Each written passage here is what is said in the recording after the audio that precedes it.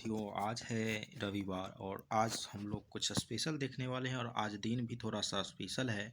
तो इस स्पेशल दिन में हम लोग आज जो है वो देखने वाले हैं जो हमारा आज जो Bihar civil court clerk mains के रिगार्डिंग जो हम लोग का होमवर्क सीरीज चल रहा है उसमें आज हम लोग जीके जीएस का जो है कॉन्स्टिट्यूशन से क्वेश्चन देखने वाले हैं, क्योंकि देखा गया है कि सबसे ज़्यादा जो वेटेज 15 क्वेश्चन में लगभग 4 से 5 क्वेश्चन जो है वो कॉन्स्टिट्यूशन से ही देखने को मिले।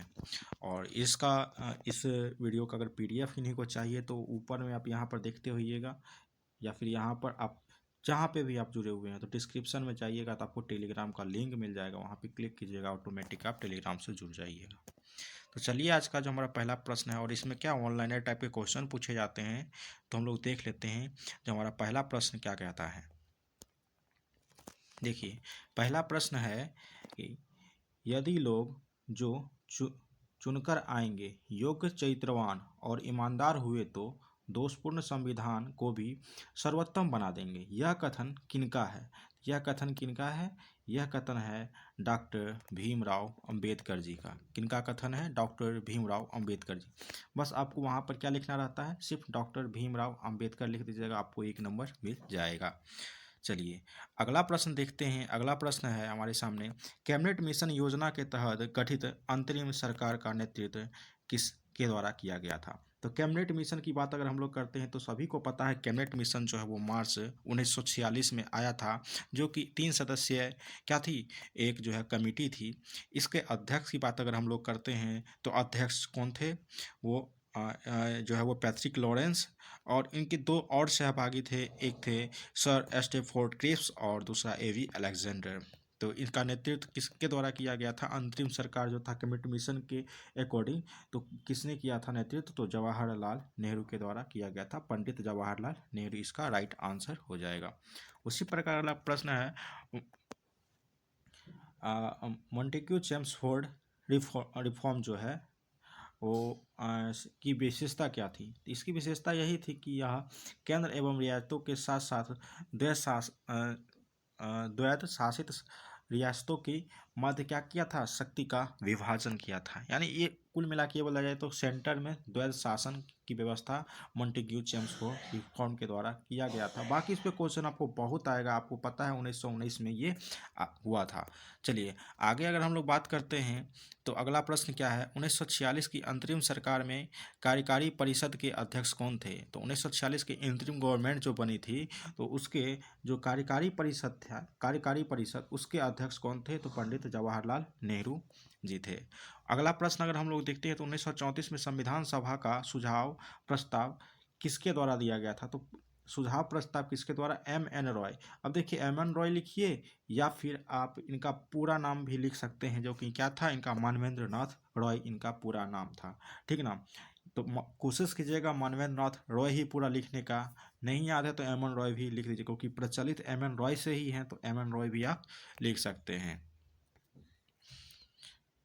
चलिए अगला प्रश्न क्या है, वह अधिनियम जिसके द्वारा वर्मा को भारत से अलग किया गया था वो कौन सा नियम था? कौन सा अधिनियम था? तो भारत सरकार अधिनियम 1935 के तहत 1937 में वर्मा को क्या किया गया था? भारत से एक अलग जो है वो स्टेट का दर्जा दिया गया था, ब्रिटिश कॉलोनी के रूप में। ठीक, अगला प्रश्न देखते हैं हम लोग। अगला प्रश्न है, सर्वप्रथम भारत के लिए संविधान सभा के गठन का प्रस्ताव 1934 में किसने रखा था? तो एम.एन. रॉय। अभी अभी हमने इनका पूरा नाम आपको बता दिया है।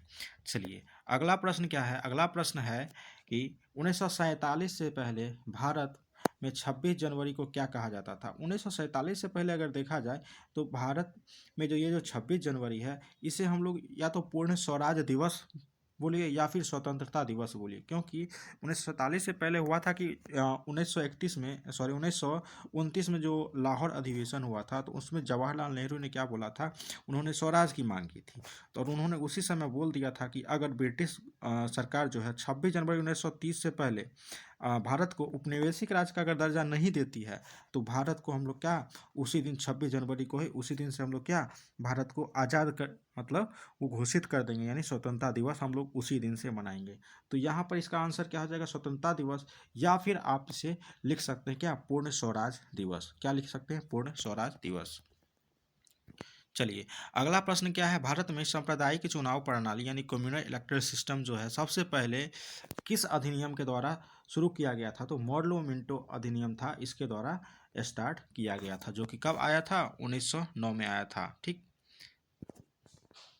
आगे हम लोग अगर बात करते हैं, वह भारतीय अधिनियम जो ब्रिटिश प्रधानमंत्री लॉर्ड नॉर्थ की जो है अध्ययन वाली समिति के रिपोर्ट पर आधारित थी, तो वो कौन सा अधिनियम था? वो विनिमय अधिनियम 1773 का विनिमय अधिनियम जो था वो किसके आधार पर था? तो लॉर्ड नॉर्थ। चलिए, अगला प्रश्न अगर हम लोग देखते हैं तो अगला प्रश्न क्या कहता है? अगला प्रश्न कहता है, संविधान सभा के 1946 के अंतर्गत भारतीय संविधान का निर्माण हुआ था, तो किस आधार पे? तो कैबिनेट मिशन प्लान के अकॉर्डिंग हुआ था। कैबिनेट मिशन कब आया था? अभी अभी हमने आपको बताया था 1946 में। अगला प्रश्न है, 1909 में 9 के भारत परिषद अधिनियम को जाना जाता है, तो मॉडलो मिंटो सुधार के नाम से जाना जाता है। इसमें मॉडलो क्या थे, मिंटो क्या थे, वो आपको कमेंट्स बॉक्स में लिख डालनी है।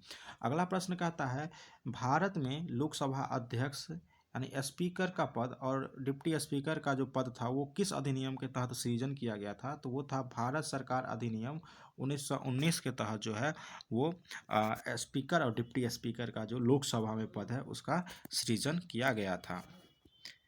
उसी प्रकार अगर देखते हैं, अगला प्रश्न है, गवर्नर जनरल और प्रदेशों के गवर्नरों को संवैधानिक प्रमुख का दर्जा दिया गया था, तो भारतीय स्वतंत्रता अधिनियम के द्वारा।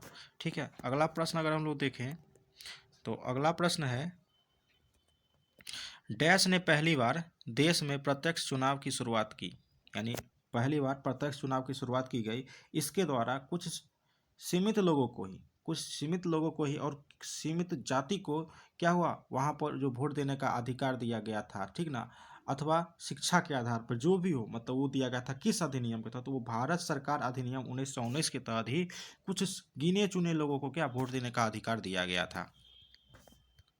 वहीं अगर हम लोग बात करते हैं, अगला प्रश्न कहता है, भारतीय संविधान लागू होने से पहले भारत का जो है प्रशासन मूल रूप से डैश के दस्तावेज के अनुसार चलता है, यानी किसके अकॉर्डिंग भाई? जब लागू जब तक नहीं हुआ था तब तक जो विधि व्यवस्था है उसे बनाए रखने के लिए कोई तो कोई एक लॉ चाहिए ना, तो उसके लिए कौन जिम्मेदार था? कौन सा लॉ था? तो वो था भारत सरकार अधिनियम 1935। यानी वैसे भी पता है हमारा जो संविधान है, संविधान का लगभग 70% भाग जो है भारत सरकार अधिनियम 1935 के थ्रू ही लिया गया है, बाकी देशों से भी लिया गया है।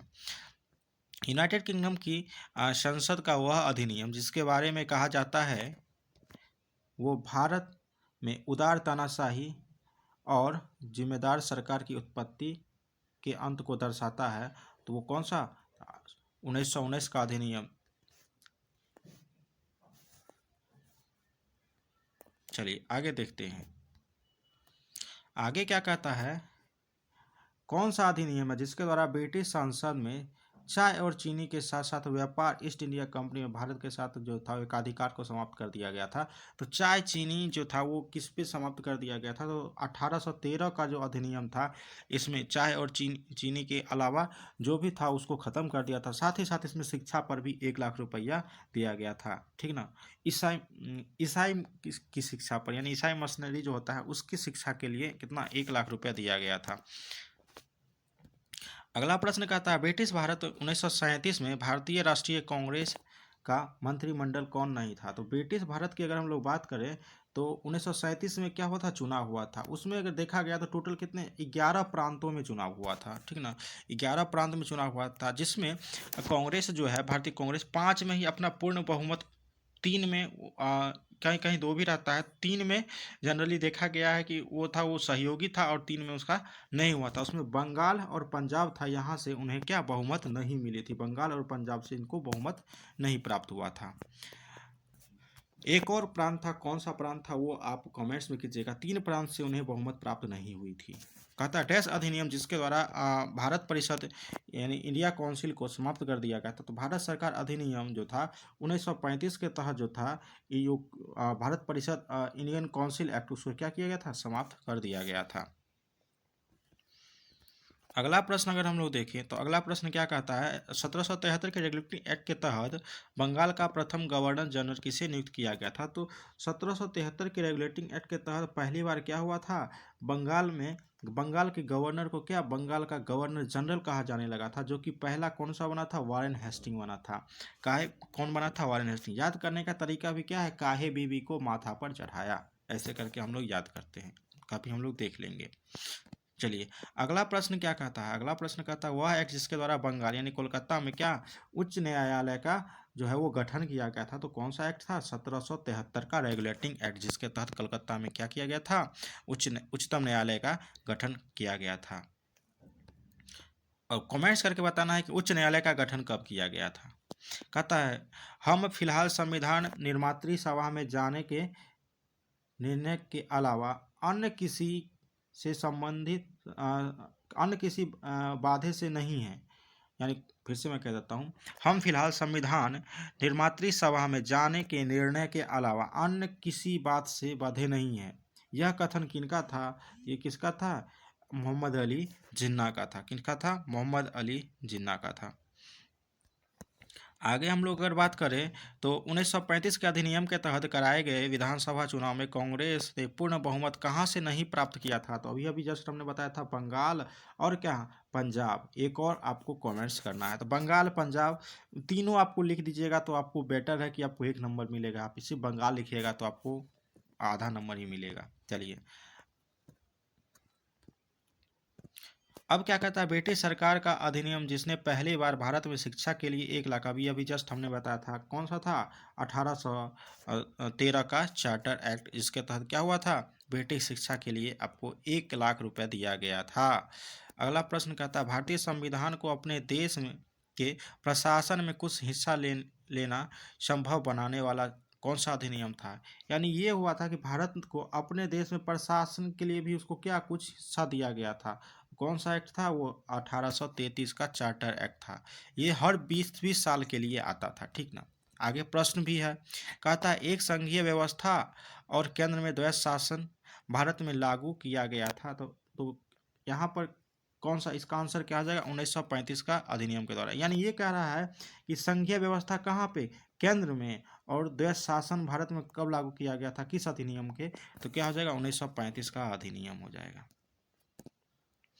अगला प्रश्न कहता है भारत में स्थानीय स्वायत्ता शासन के जनक, यानी स्थानीय स्वशासन का जनक किसे बोला जाता है, तो लॉर्ड रिपन को बोला जाता है। तो ये हमारा आंसर हो जाएगा। उसी प्रकार का था पंडित जवाहरलाल नेहरू के नेतृत्व में अंतरिम सरकार का गठन कब किया गया था। तो अंतरिम सरकार का गठन पंडित जवाहरलाल नेहरू के नेतृत्व में जब कैबिनेट मिशन आया था उसके बाद किया गया था, सितंबर 1946 में। और कैबिनेट मिशन आया कब था, तो शायद मार्च में आया था। चलिए अगला प्रश्न कहता है भारत को एक संविधान देने का प्रस्ताव संविधान सभा द्वारा पारित किया गया था कब। तो वो 22 जनवरी को किया गया था। 22 जनवरी को ये बता दिया गया था क्या भैया, आपको जो है वो संविधान जो है वो पारित कर सकते हैं। आगे अगर हम लोग देखते हैं अगला प्रश्न, अगला प्रश्न क्या कहता है यूनाइटेड किंगडम की संसद का एक अधिनियम जिसने 1947 में ब्रिटिश भारत और पाकिस्तान में 2 नए स्वतंत्र उपनिवेश यानी डोमिनियन स्टेट्स में विभाजित कर दिया था, कौन सा था, भारतीय स्वतंत्रता अधिनियम, भारतीय स्वतंत्रता अधिनियम के तहत। अगला प्रश्न क्या कहता है, अगला प्रश्न कहता है कि डैश को भारतीय संविधान के पूर्वगामी यानी प्रिकर्सर के रूप में माना जाता है। तो किसको बोला जाता है, भारत सरकार अधिनियम 1935 को। अगला प्रश्न कहता है भारत में केंद्र स्तर पर द्विसदनीय विधायिका की शुरुआत की गई थी। भारत सरकार अधिनियम 1919 के द्वारा ही क्या हुआ था कि केंद्र पर द्विसदनीय विधायिका की शुरुआत की गई थी। 1919 पे क्वेश्चन बहुत बनता है, इसमें भी क्वेश्चन हमने बहुत डाला है, ठीक ना। चलिए आगे देखते हैं क्या कहता है। अगला प्रश्न कहता है भारत सरकार अधिनियम 1919 को किस नाम से जाना जाता है। तो इसे हम लोग क्या जानते हैं, मॉन्टेग्यू चेम्सफोर्ड डिफोर्ड के नाम से जानते हैं। अगला प्रश्न अगर हम लोग देखें डैश के कारण 1919 का भारत सरकार अधिनियम लागू हुआ था। तो मॉन्टेग्यू चेम्सफोर्ड सुधार। अगला प्रश्न क्या कहता है भारतीय संविधान संरचनात्मक भाग यानी ढांचा काफ़ी हद तक किससे लिया गया था? सबको पता है भारत सरकार अधिनियम 1935 के तहत लिया गया है, तो भारत सरकार अधिनियम 1935 इसका राइट आंसर हो जाएगा। अगला प्रश्न क्या कहता है कि 1813 चार्टर अधिनियम में ईस्ट इंडिया कंपनी के शासन को अगले कितने वर्ष तक बढ़ा दिया गया था? तो जो भी एक्ट आया था ना, सारा का सारा कितना 20-20 वर्ष के लिए आया था, तो 20 वर्ष के लिए बढ़ा दिया जाएगा भैया। चलिए आगे क्या कहता है, डैश के परिणाम स्वरूप महारानी विक्टोरिया जो ब्रिटेन की शासक थी 1858 में भारत की मालकिन यानी जिसको सम्राज्ञी भी बोला गया था यानी इम्प्रेस ऑफ इंडिया की उपाधि के साथ भारत में ब्रिटिश क्षेत्र का प्रभुत्व बन गया था। तो कौन सा था? 1857 की क्रांति के बाद आया था, यानी भारत सरकार अधिनियम 1858 था वो। आगे अगर हम लोग देखें तो क्या कहता है, वह क्या डैश हुआ था जिसने भारत में सत्ता ब्रिटिश ईस्ट इंडिया कंपनी से ब्रिटिश क्राउन में क्या किया? स्थानांतरित कर दिया था। तो वही हुआ ना, ब्रिटिश क्राउन के हाथ में चल गया था। 1857 के क्रांति के बाद जो भारत सरकार अधिनियम आया था उसमें क्या हो गया था, जो यहाँ का जो सत्ता था वो किसके हाथ में चला गया था? ब्रिटिश क्राउन के हाथ में चला गया था। तो वही क्वेश्चन ये कह रहा है, किसके हाथ में चला गया था? ब्रिटिश क्राउन के हाथ में। किस अधिनियम के बाद? तो 1858 के अधिनियम। कहता है ब्रिटेन के कानून के द्वारा भारतीय प्रतिनिधियों को भारतीय विधान परिषद यानी इंडियन लेजिस्लेटिव काउंसिल के चुनाव में पहली बार सीटों का आवंटन किया गया था। तो किस अधिनियम के तहत? तो 1892 के अधिनियम के तहत इसको दिया गया था। अगला प्रश्न क्या कहता है, भारत के संविधान में डैश से कई संस्थागत विवरणों और प्रक्रियाओं को लिया गया था। तो सबको पता है कि भारत का सरकार अधिनियम 1935 इसके थ्रू बहुत सारे चीज़ों को हमारे संविधान में अडॉप्ट किया गया है। वहीं पर अगर हम लोग अगले प्रश्न की बात करते हैं तो अगला प्रश्न है, संविधान सभा को भारतीय स्वतंत्रता अधिनियम 1947 की धारा किसके द्वारा मान्यता प्राप्त हुई थी? तो जो भारत सरकार अधिनियम जो था वो धारा कौन सा था? धारा जो था वो 8 का ए था, यानी 8 का ए इसका राइट आंसर हो जाएगा। वहीं पे अगर हम लोग बात करते हैं प्रांतों में द्वैध शासन यानी डायर के उन्मूलन को जो है वो किसके द्वारा ख़त्म किया गया था? तो भारत सरकार अधिनियम जो था 1935 था उसके द्वारा उसको ख़त्म कर दिया गया था। अगला प्रश्न अगर हम लोग देखते हैं और इस सेट का हमारा लास्ट प्रश्न क्या था, भारत सरकार के डैश के द्वारा मॉन्टेग्यू चेम्सफोर्ड सुधार ने प्रांत में द्वैध शासन की शुरुआत की थी? तो ये तो पहले भी प्रश्न आ चुका है। प्रांत में द्वैध शासन का भारत सरकार अधिनियम 1919 के तहत किया गया था। तो चलिए आज के लिए इतना ही, हम लोग फिर से मिलते हैं किसी नेक्स्ट वीडियो में। वैसे आज हम लोग देखते हैं, एक होगा तो लेटर का फॉर्मेट देख लेंगे। आज संडे भी है, 1 से 5 तक का जो टास्क था उसे आप लोग रिवाइज कीजिए और इतना कंटेंट मिल जाएगा, काफ़ी है, मोर देन इनफ हो जाएगा। वीडियो के डिस्क्रिप्शन में टेलीग्राम का लिंक है, वहाँ से आप इस PDF को प्राप्त कर सकते हैं। चलिए, जय हिंद।